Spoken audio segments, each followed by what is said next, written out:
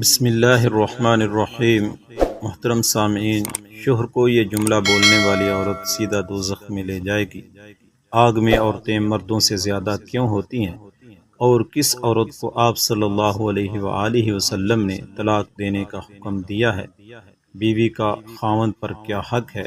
یہ سب کچھ جاننے کے لیے ویڈیو کو مکمل دیکھیے گا۔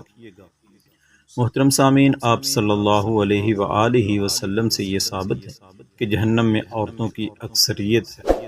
عمران بن حسین بیان کرتے ہیں کہ نبی صلی اللہ علیہ وآلہ وسلم نے فرمایا، میں نے جنت میں جھانکا تو اس میں اکثر لوگ فقراء تھے، اور میں نے جہنم میں جھانکا تو اکثر عورتیں تھیں۔ اور اس کا سبب نبی صلی اللہ علیہ وآلہ وسلم سے پوچھا گیا تو آپ نے وہ بھی بیان فرمایا کہ عبداللہ بن عباس رضی اللہ تعالی عنہ بیان کرتے ہیں کہ رسول اللہ صلی اللہ علیہ وآلہ وسلم نے فرمایا، مجھے آگ دکھائی گئی تو میں نے آگ کا ایسا خوفناک منظر کبھی نہیں دیکھا، اور میں نے جہنم میں اکثریت عورتوں کی دیکھی۔ ابو سعید خدری رضی اللہ تعالی عنہ بیان کرتے ہیں کہ نبی کریم صلی اللہ علیہ وآلہ وسلم عید الاضحیٰ عید الفطر کے لیے عیدگاہ کی طرف نکلے۔ عورتوں کے پاس سے گزرتے تو فرمانے لگے کہ اے عورتوں کی جماعت، صدقہ خیرات کیا کرو، مجھے دکھایا گیا ہے کہ تمہاری جہنم میں اکثریت ہے۔ تو عورتیں کہنے لگیں، اے اللہ کے رسول صلی اللہ علیہ وآلہ وسلم، وہ کیوں؟ تو نبی صلی اللہ علیہ وآلہ وسلم نے فرمایا، تم گالی گلوچ بہت زیادہ کرتی ہو اور خاوند کی نافرمانی کرتی ہو۔ میں نے دین اور عقل میں ناقص تم سے زیادہ کوئی نہیں دیکھا۔ تم میں سے کوئی ایک اچھے بھلے شخص کی عقل خراب کر دیتی ہے۔ وہ کہنے لگیں، اے اللہ کے رسول صلی اللہ علیہ وآلہ وسلم، تو ہمارے دین اور ہماری عقل میں نقص کیا ہے؟ نبی صلی اللہ علیہ وآلہ وسلم نے فرمایا کہ دو عورتوں کی گواہی ایک مرد کے برابر نہیں۔ تو وہ کہنے لگیں، کیوں نہیں؟ تو نبی صلی اللہ علیہ وسلم نے فرمایا، تو یہ اس کی عقل کا نقصان ہے۔ کیا جب کسی کو حیض آ جائے تو وہ نماز اور روزہ نہیں چھوڑتی؟ تو وہ کہنے لگی، کیوں نہیں؟ تو نبی صلی اللہ علیہ وآلہ وسلم نے فرمایا، یہ اس کے دین کا نقصان ہے۔ سیدنا انس بن مالک رضی اللہ تعالی عنہ سے روایت ہے کہ نبی کریم صلی اللہ علیہ وآلہ وسلم نے فرمایا، کسی بشر کے لیے اجازت نہیں کہ وہ دوسرے بشر کو سجدہ کرے۔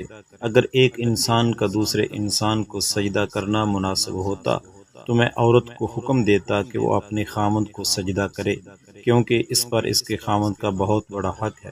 اس ذات کی قسم جس کے ہاتھ میں میری جان ہے، اگر خاوند کو پاؤں سے لے کر سر کی مانگ تک پھوڑے نکل آئیں اور اس سے لہو اور پیپ بہنا شروع ہو جائے، اور اس کی بیوی اگر اس کو چاٹنا شروع کر دے، تو پھر بھی وہ اپنے خاوند کا حق ادا نہیں کر سکے گی۔ سورج اور چاند گرہن کی حقیقت یہ اللہ تعالیٰ کی قدرت کی نشانیاں ہیں۔ یہ ظاہر کرنے کے لیے ہے کہ وہ قادر مطلق ہے۔ اللہ تعالیٰ سورج سے روشنی دیتا ہے اور چاند سے چاندنی دیتا ہے، وہی اللہ تعالیٰ ان کو ماند کرنے پر بھی قادر ہے۔ رسول اللہ صلی اللہ علیہ وسلم کے زمانے میں آپ صلی اللہ علیہ وسلم کے صاحبزادے حضرت ابراہیم رضی اللہ تعالی عنہ کا انتقال ہو گیا۔ اس زمانے میں لوگوں کا خیال یہ تھا کہ سورج گرہن کسی بڑے آدمی کی وفات یا پیدائش کی وجہ سے ہوتا ہے، جیسا کہ ابھی آپ صلی اللہ علیہ وسلم کے بیٹے کی وفات پر ہوا ہے۔ تو آپ صلی اللہ علیہ وآلہ وسلم نے اس عقیدے کی نفی فرمائی۔ حضرت ابو بردہ رضی اللہ تعالی عنہ حضرت ابو موسیٰ رضی اللہ تعالی عنہ سے روایت کرتے ہیں، انہوں نے بیان کیا کہ سورج گرہن ہو تو نبی صلی اللہ علیہ وسلم اس طرح گھبراتے ہوئے کھڑے ہوتے جیسے قیامت آ گئی۔ آپ صلی اللہ علیہ وآلہ وسلم مسجد میں آئے اور طویل ترین قیام اور رکوع اور سجود کے ساتھ نماز پڑھی کہ اس سے پہلے آپ صلی اللہ علیہ وسلم کو ایسا کرتے ہوئے نہیں دیکھا تھا۔ آپ صلی اللہ علیہ وسلم نے فرمایا کہ یہ تین نشانیاں ہیں جن کا تعلق کسی کی موت اور حیات کے سبب نہیں ہوتا، بلکہ اللہ تعالیٰ اس کے ذریعے اپنے بندوں کو ڈراتا ہے۔ جب تم اس کو دیکھو تو ذکر الہی اور دعا و استغفار کی طرف دوڑو۔ لہذا چاند گرہن اور سورج گرہن کے وقت ہمیں پیارے نبی صلی اللہ علیہ وسلم کی دی ہوئی تعلیمات کے مطابق اللہ تعالیٰ کی طرف متوجہ ہو کر نماز، دعا اور استغفار میں مشغول ہو جانا چاہیے۔ پھر آپ صلی اللہ علیہ وسلم نے فرمایا، بلا شبہ سورج اور چاند اللہ تعالیٰ کی دو نشانیاں ہیں، انہیں کسی کی موت حیات کی وجہ سے گرین نہیں لگتا، لہذا جب تم یہ صورتحال دیکھو تو اللہ تعالیٰ کو یاد کیا کرو۔ لوگوں نے کہا، اے اللہ کے رسول، ہم نے آپ کو دیکھا تھا کہ آپ نے اپنے قیام کے دوران کسی چیز کو پکڑنے کی کوشش کی، پھر ہم نے دیکھا کہ آپ پیچھے ہٹے۔ آپ نے فرمایا، میں نے جنت دیکھی۔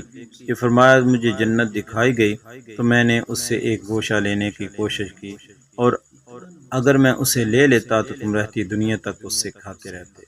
نیز میں نے آگ دیکھی، میں نے اس جیسا خوفناک منظر کبھی نہیں دیکھا۔ میں نے جہنم میں زیادہ عورتوں کو دیکھا۔ لوگوں نے کہا، اے اللہ کے رسول صلی اللہ علیہ وسلم، وہ کیوں؟ آپ صلی اللہ علیہ وسلم نے فرمایا، اپنے کفر کی وجہ سے۔ کہا گیا، وہ اللہ کے ساتھ کفر کرتی ہیں؟ آپ نے فرمایا، نہیں، وہ خامند کی ناشکری کرتی ہیں اور احسان فراموش ہیں۔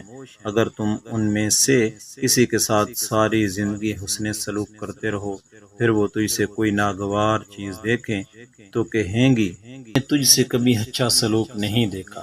یہ ہے وہ جملہ جس جملے کو شوہر سے بولنے والی عورت جہنم میں جائے گی۔ آپ صلی اللہ علیہ وسلم نے کس عورت کو طلاق دینے کا حکم دیا ہے؟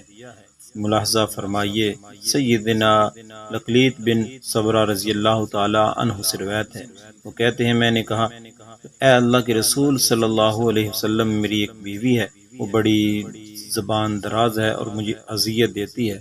آپ نے فرمایا، اسے طلاق دے دو۔ اس نے کہا، میرا اس کے ساتھ پرانا تعلق ہے، میں اس سے محبت کرتا ہوں اور میری اس سے اولاد ہے۔ آپ نے فرمایا، پھر اسے روک لو اور اسے بلائی کی تلقین کرتے رہو، اگر اس میں بلائی قبول کرنے کی صلاحیت ہوئی تو وہ قبول کر لے گی۔ بہرحال تم نے اپنی بیوی کو اس طرح نہیں مارنا جیسے لونڈی کو مارا جاتا ہے۔ حضور صلی اللہ علیہ وسلم نے فرمایا، اللہ اس شخص کے چہرے کو تر و تازہ رکھے جس نے میرے سے کوئی حدیث سنی، پھر جیسے سنی ویسے اسے آگے پہنچا دیا۔ دعا ہے کہ اللہ تعالیٰ میرا سنانا، آپ کو سننا اپنی بارگاہ الہی میں قبول و منظور فرمائے، آمین یا رب العالمین۔